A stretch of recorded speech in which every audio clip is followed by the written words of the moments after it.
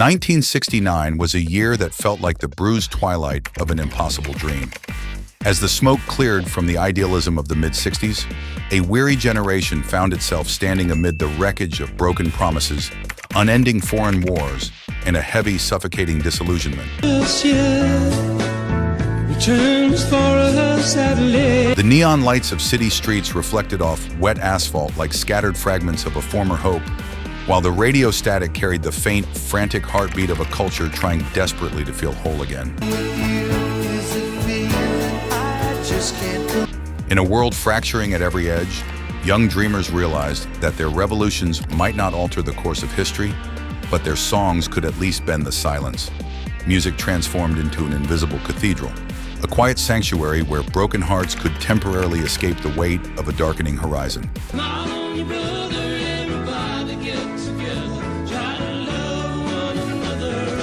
These 10 tracks were not merely crafted to dominate a passing moment. They were quiet prayers caught on magnetic tape, lingering monuments carved out of pure emotion. Number 10, Thunderclap Newman, Something in the Air.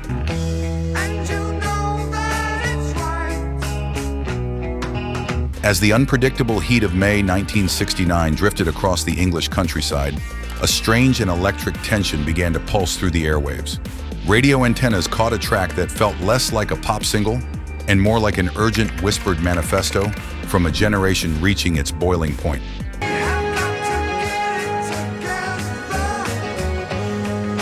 Concocted in a studio by a makeshift group brought together by Pete Townshend, the song captured the chaotic clash of fragile hopes and revolutionary dread. Pete Townshend played bass under a pseudonym, pushing old studio gear into overdrive, while fragile vocals carried a terrifyingly honest plea for unity against an encroaching darkness.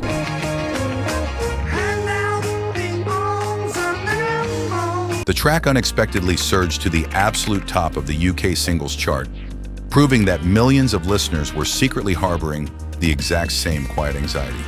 Decades later, its hypnotic piano motif remains a haunting artifact of an era caught between the thrill of freedom and the shadow of collapse. Number 9, Shocking Blue, Venus.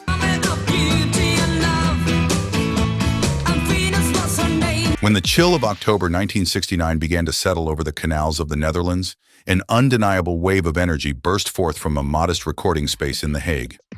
It was a melody that offered an immediate escape from the brooding weight of the late 60s.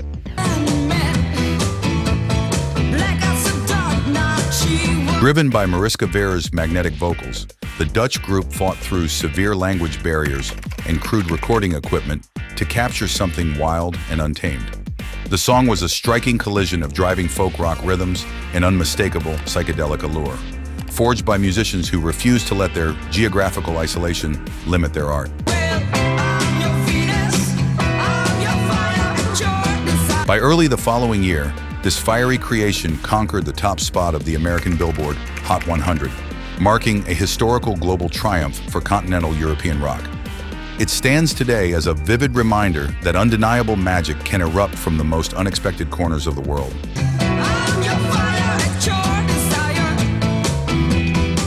Number 8, Zager and Evans, In the Year 2525.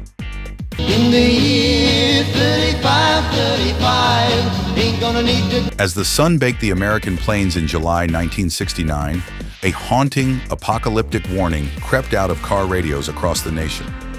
While humanity was looking toward the stars and preparing to walk on the moon, this track cast a chilling shadow over our relentless technological march. You pick your son, pick your daughter too. Written in a brief span of inspiration and recorded in a small regional studio in Texas, the duo poured their existential dread into a hypnotic, dark folk melody. The song peered thousands of years into the future, questioning whether human soul and empathy would survive the ruthless advance of our own inventions. The dark ballad captured the public imagination, holding the Billboard #1 spot for 6 consecutive weeks. 95, I'm kinda wondering if man is gonna be alive. During the historical Apollo 11 moon landing. It remains a stark prophetic monument, a reminder that our greatest technical achievements mean nothing without a heart to guide them. Is through, but through eternal night, the twinkle. Number 7, The Archies, Sugar, Sugar. Sugar.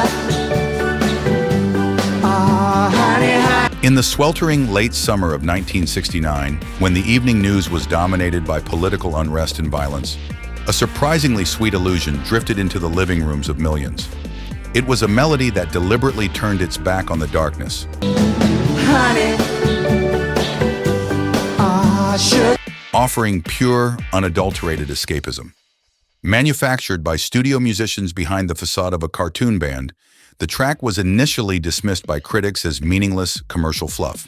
Believe the wonder of this feeling too. I just can't believe it. Yet beneath its bright surface lay a brilliant act of cultural alchemy, a crafted dose of pure optimism engineered to heal a weary, deeply fractured public. Defying all critical expectations, it became the Billboard Song of the Year, For my candy girl, you got me one. selling millions of physical copies to listeners desperate for a moment of innocence. It stands as proof that sometimes the simple desire to smile is the most profound rebellion of all. Girl, you got me wanting you. Number 6, Steam, Nah Nah Hey Hey, Kiss Him Goodbye.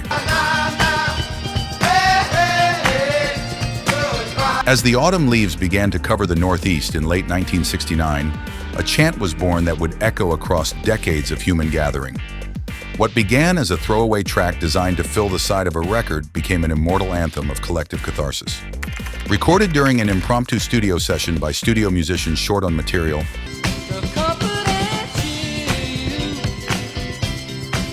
the band hastily assembled the rhythmic chant to wrap up their session time. They used improvised percussion and organ chords, fully expecting the song to be forgotten the moment they walked out the door. Instead, the track surged to the top of the charts, eventually transforming into a universal stadium chant embraced by sports crowds worldwide. It demonstrates how a random spark of spontaneous creativity can outlive its creators and become embedded in our shared cultural soul.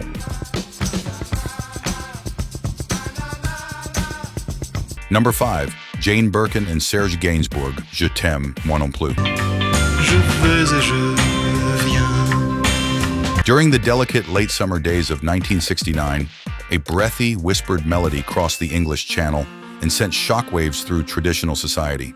It was a song that treated intimacy not as a hidden shame,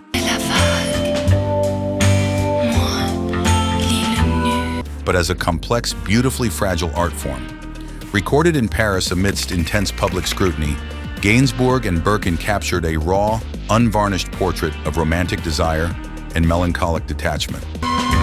Je veux et je viens. The arrangement paired smooth, sacred-sounding organ chords with whispers of deep human vulnerability, creating an atmosphere that felt almost dangerously personal to overhear. Banned by radio stations and condemned by religious authorities, the controversy only fueled its magnetic appeal, pushing it to number 1 in the United Kingdom.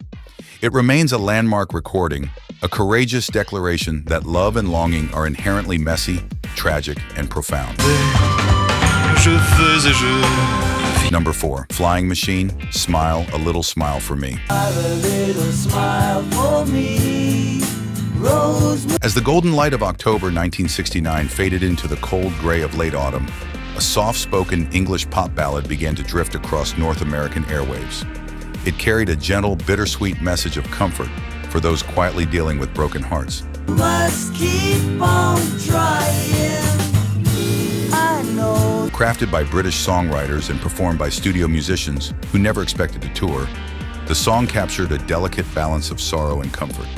The lush horn arrangements and smooth vocal harmonies were tailored to offer a soft landing for listeners enduring their own private heartbreaks. Hurt you bad. I know, darling. The song climbed deep into the top 10 of the American charts, providing a gentle sanctuary for millions of anonymous listeners. Decades later, its fragile charm serves as a soft, comforting reminder of the quiet grace found in simple kindness. For me, Rosemary. Number 3, Norman Greenbaum, Spirit in the Sky. Come and get it. In the closing months of 1969, as a long decade came to an uncertain end, a soaring guitar riff announced a strange new kind of spiritual anthem. It bridged the gap between sacred faith and heavy psychedelic rock, creating an unexpectedly joyful sanctuary. Written in a matter of 15 minutes by a Jewish musician from Massachusetts who was inspired by traditional gospel music, the track was an exercise in pure creative intuition. Greenbaum used a handmade fuzz box built directly into his guitar, driving the amplifier to produce a warm, heavy sound. The track sold over 2 million copies, soaring to the top of charts around the globe and transcending religious boundaries. It remains an enduring classic, a timeless, electric celebration of hope that continues to offer solace to restless souls searching for peace. Number 2, the Youngbloods, Get Together. As the heavy heat of August 1969 settled over the nation, a song originally recorded years prior found a second life, transforming into an unexpected battle cry for peace. It was a fragile plea for love in a world that seemed to be fracturing at every seam.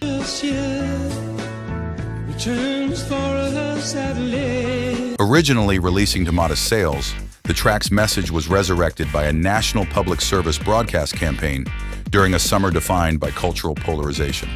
Jesse Colin Young's clear, effortless vocals floated over a gentle electric piano,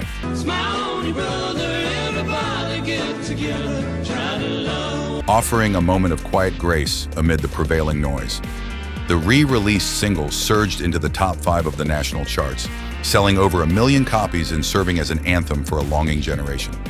It stands today as a timeless monument to human empathy, a haunting reminder of what we could be if we chose love over fear.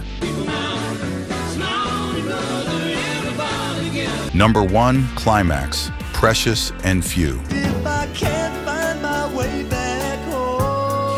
As 1969 drew to its final close, an intimate, beautifully understated ballad was quietly recorded, waiting to act as a poignant farewell to an unforgettable decade. It captured the bittersweet realization that our brightest moments in life are fleeting, delicate, and deeply precious. Formed from the ashes of former studio bands, Climax poured everything they had into this melancholic, beautifully orchestrated masterpiece. Lead singer Sonny Garaci delivered a vocal performance laced with tender longing, backed by rich string arrangements that sounded like the soundtrack to a fading memory. Though it would take over 2 years to reach its ultimate peak on the Billboard charts, selling over 1 million copies, its spirit was forged in the twilight of 1969. It stands as a poetic monument to one-hit wonders, a reminder that a band only needs one perfect song to live forever in our hearts.